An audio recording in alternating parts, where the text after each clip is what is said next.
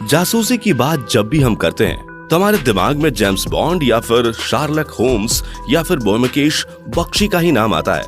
लेकिन आज हम आपको एक ऐसी खूबसूरत जासूस के बारे में बताने वाले हैं जिसकी कहानी असली है, मगर हाँ, वो कम फिल्मी नहीं है। एक ऐसी महिला जासूस जो अपने डांस और अपने दिमाग दोनों से वार करने के लिए मशहूर थी। कहते हैं इस महिला जासूस के अंदर ऐसा हुनर था कि वो किसी भी मर्द के दिल की बात पलक झपकते ही जान लेती थी। एक ऐसी खूबसूरत जासूस जो आपको यह वीडियो पूरा देखने पर मजबूर कर देगी। तो चलिए इस रियल लेकिन इंटरेस्टिंग स्टोरी को देखने के लिए हमारे साथ वीडियो के अंत तक बने रहिए। Welcome to smart info. कहने को तो जासूस की दुनिया में इस खूबसूरत बला को माता हारी नाम से जाना जाता है, लेकिन उसका ओरिजिनल नाम मार्गरेटा गिर्तोइदाज़ेले था। उनका जन्म 1876 में नीदरलैंड में एक समृद्ध परिवार में हुआ था। उसके पिता की लेडीज हैट्स की दुकान थी, लेकिन ऑयल के बिजनेस में उन्हें नुकसान हुआ और वो वेस्टर्न नीदरलैंड्स के शहर यूज चले गए। मार्गरेटा सिर्फ 15 साल की थी जब उसकी मां का निधन हो गया और उसे रिश्तेदारों के पास रहने के लिए भेज दिया गया। 18 की उम्र में अपनी उम्र से दोगुनी उम्र के रुडोल्फ जॉन मैक्लोएड से शादी कर ली। रुडोल्फ ईस्ट इंडीज सेना में काम करते थे। इतिहासकारों की माने तो माता हारी ने 2 बच्चों, एक बेटा नॉर्मन और एक बेटी नॉन को जन्म दिया था। एक दाई ने उनके बच्चों को जहर दे दिया, जिसकी वजह से किसी को पता नहीं है। माता हारी के बेटे की मौत हो गई और बेटी की जान बाल बाल बची। माता हारी का वैवाहिक जीवन असंतोष और दुखों से भरा हुआ था। 1902 में वो और उसके पति अलग हो गए। माता हारी के पति ने उसे गुजारा भत्ता देने से मना कर दिया।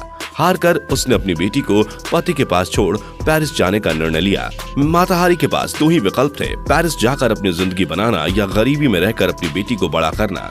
माता हारी ने अपनी जिंदगी चुनी, लेकिन इतिहासकार कहते हैं कि उसे अपनी बेटी के बिछड़ने का दुख हमेशा सताता रहा। मार्गरेटा आखिर कैसे बनी माता हारी? मार्गरेटा की जिंदगी की कहानी उसकी लिखी चिट्ठियों से ही उजागर होती है। एक चिट्ठी में उसने लिखा है कि उसे एक थिएटर कंपनी में नौकरी मिल गई और वो मर्दों के साथ पैसों के लिए संबंध बना रही है। अपने एक्स हस्बैंड के कजिन को भेजे खत में माता हारी ने लिखा है कि मैं दिल की बुरी नहीं हूँ, मैंने सिर्फ गरीबी की वजह से ये काम किया। एक्टिंग और डांसिंग रोल्स के लिए वो मार्गरेटा से माता हारी बनी और दुनिया आज माता हारी को ही जानती है, मार्गरेटा को नहीं। वो लोगों से ये कहती कि वो एक पवित्र मंदिर में पैदा हुई और उसे प्राचीन भारतीय नृत्य एक पुजारी ने सिखाया और उसने ही उसे माता हारी नाम दिया। वहीं दूसरों से वो कहती कि उसके माता पिता यूरोप के हैं और उसका जन्म जावा में हुआ। एक्सोटिक डांस शुरू किया और मशहूर हो गई। 1905 में माता हारी ने पेरिस में एक्सोटिक डांस शुरू किया और रातों रात मशहूर हो गई। इस परफॉर्मेंस में वो एक जावा की राजकुमारी बनी थी और अपने कामुक नृत्य से सभी को मोहित कर दिया था। इस परफॉर्मेंस में वो एक के बाद एक कपड़े उतारती गई और लोगों से कहा कि ये असली जावा मंदिर का नृत्य है। दर्शकों को लगा कि वो पूर्वी देश की कुछ विचित्रता देख रहे हैं। माता हारी के नृत्य को न्यूड आर्ट और उसे आर्टिस्ट के रूप में देखा जाता था। 1905 के पेरिस के परफॉर्मेंस के बाद माता हारी ने यूरोप के कई बड़े बड़े शहरों में अपने हुनर का प्रदर्शन किया। माता हारी का डांस लोगों के लिए कितना मादक रहा होगा, इसका अंदाजा आप इसी बात से लगा सकते हैं कि उसकी डिमांड यूरोप तक होने लगी थी। वो वहाँ कई जगहों पर अपने डांस शो के लिए जाने लगी थी। उनके डांस शो के दौरान आलम कुछ यूं होता कि रूस से लेकर फ्रांस तक डांस हॉल और ओपेरा हाउस दर्शकों से खचाखच भरे रहते थे, क्योंकि कई बार माता हारी डांस करते हुए अपने बदन के सारे कपड़े उतार दिया करती थी। इसलिए अक्सर मर्द उसे देखने के लिए दीवाने हुए रहते थे। देखते ही देखते बड़े बड़े अफसर माता हारी के लिए दीवाने होने लगे। कई देशों के सैन्य जनरल, व्यापारियों और मंत्री इनके दीवानों में शुमार थे। इसी दौरान फ्रांस सरकार ने माता हारी को जासूसी करने के लिए राजी कर लिया। इसके बदले में उसे अच्छी खासी रकम दी गई। अपने अश्लील डांस और नंगे बदन का फायदा उठाकर माता हारी सैन्य अधिकारियों से खुफिया जानकारी निकलवाने लगी। जासूसी के लिए बनाना पड़ता था कई लोगों से संबंध। कहा जाता है कि माता हारी ने जासूसी की दुनिया में रहते हुए कई लोगों के साथ शारीरिक संबंध बनाए, क्योंकि उसके बिना उनसे गुप्त सूचनाएं निकलवाने का कोई और तरीका भी नहीं था। कई देशों के बड़े सेना अधिकारियों से भी उसके नजदीकी संबंध थे। अक्सर वो बड़े अफसरों के साथ रातें गुजारने लगी। लेकिन माता हारी की पैसों की भूख बहुत बढ़ चुकी थी। कहते हैं कि लालच बुरी बला है और इसी लालच के चलते उसने फ्रांस सरकार की भी जानकारी जर्मनी सरकार को देनी शुरू कर दी और इस तरह वो डबल गेम खेलने लगी और दोनों से ही अपने काम के पैसे लेने लगी। धीरे धीरे सही, मगर माता हारी एक खतरनाक जासूस बन चुकी थी। इसका फायदा उठाते हुए उसकी पूरी दुनिया घूमने की जो हसरत पहले पूरी नहीं हुई वो उसे पूरा होते हुए देखना चाहती थी। वह अपने हुस्न और तेज दिमाग की बदौलत जासूसी की दुनिया में राज करती थी। उसने सोचा कि अपनी खूबसूरती और अदाओं के बल पर वे यूरोप में पहले की तरह रह सकेगी, लेकिन अब इन बड़े ओहदे वाले पुरुषों को सेक्स से भी ज्यादा जिस चीज की जरूरत थी वो सीक्रेट इंफॉर्मेशन थी। इसका मतलब जासूसी करना था। युद्ध शुरू होते ही दुनिया बदल गई। युद्ध से पहले माता हरी पर सिर्फ बदचलन होने के इल्जाम लगते थे, लेकिन युद्ध के दौरान उस पर जासूस होने का भी शक किया जाने लगा। टाइम्स के अनुसार माता हरी के चाहने वालों में से एक था German military officer major Arnold कैले। उसने माता हरी का खात्मा करने की कोशिश की। उसे पता था कि फ्रांस ने एक कोड पहले से ही क्रैक कर लिया है। उस कोड को अर्नोल्ड ने कुछ इस तरह ट्रांसमिट किया कि फ्रेंच को यह संदेश मिला कि माता हरी एक जासूस है।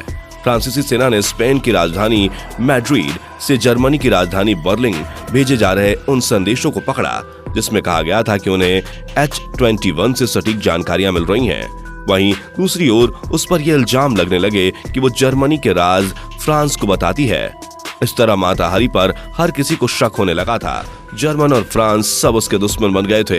दोनों को ही लगने लगा कि जंग में जो उनका नुकसान हो रहा है उसका कारण माता हरी ही है। आखिर में 13 फरवरी 1917 के दिन फ्रांस की सेना ने माता हरी को उनके होटल रूम से पकड़ ही लिया। क्या था माता हरी का अपराध? उस पर इल्जाम थे कि उसने सेना की जरूरी जानकारी जो बाकी देशों से साझा किया है। इसके बाद उन्हें 50,000 लोगों के मौत का जिम्मेदार ठहराया गया। माता हरी ने खुद तो किसी को नहीं मारा, लेकिन उनकी जासूसी ने लगभग 50,000 फ्रांसीसी सैनिकों को मौत के घाट उतारा, जिसके बाद माता हरी को सीधे मौत की सजा सुनाई गई। काले कपड़ों में गले लगाया मौत।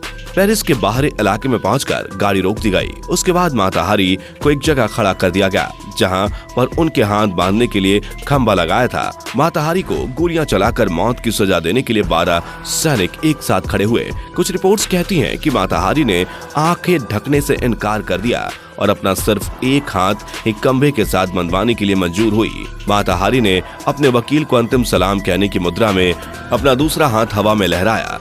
इसके साथ ही कमांडर ने अपनी तलवार को तेजी से नीचे लहराया और गोलियों की आवाजों के साथ माता हरी अपने घुटनों पर झुक गई।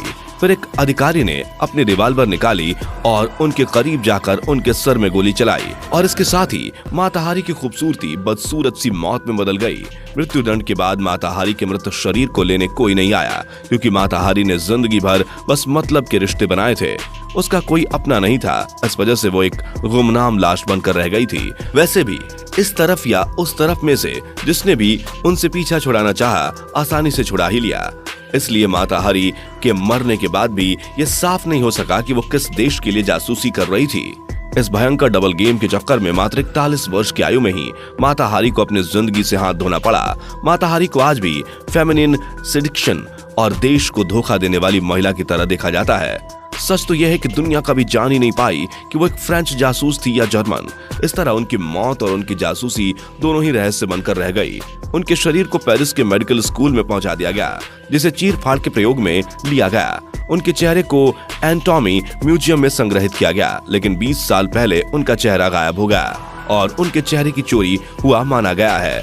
माता हरी पर किताब भी लिखी गई, कई नाटक खेले गए, फिल्में बनी। इतिहास की एक ऐसी किरदार जिसका जीवन जितना दिलचस्प था, मौत के बाद उसके जीवन से जुड़ी कहानियों को और ज्यादा मसाला लगाकर सुनाया गया। इस वीडियो में माता हरी की तस्वीर देखकर आपको भी शायद लग रहा होगा कि माता हरी खूबसूरत फनकार थी और अपने फन से वो इतिहास में अमर हो चुकी है। तो दोस्तों, कैसी लगी हमारी ये इंटरेस्टिंग वीडियो हमें कमेंट करके बताएं और ऐसी वीडियोस को देखने के लिए हमारे चैनल को सब्सक्राइब करें। तब तक के लिए वंदे मातरम, भारत माता की जय।